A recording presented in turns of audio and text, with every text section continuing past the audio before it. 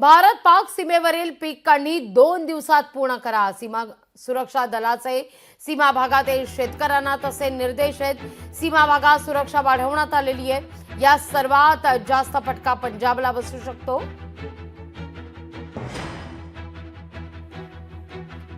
530 किलोमीटरच्या भारत पाकिस्तान आंतरराष्ट्रीय सीमेला लागून 45,000 एकर शेती आहे. भारत पाकिस्तान सीमेवरील शेतकऱ्यांनी 2 दिवसात पीक काढणी पूर्ण करावी आणि शेत रिकामं करावं असे निर्देश सीमा सुरक्षा दलानं दिलेले आहेत. पेहलगाममधील अतिरेकी हल्ल्यानंतर दहशतवादी हल्ल्यानंतर दोनही देशातील तणाव वाढलेला असताना बीएसएफनं हे निर्देश जारी केले आहेत.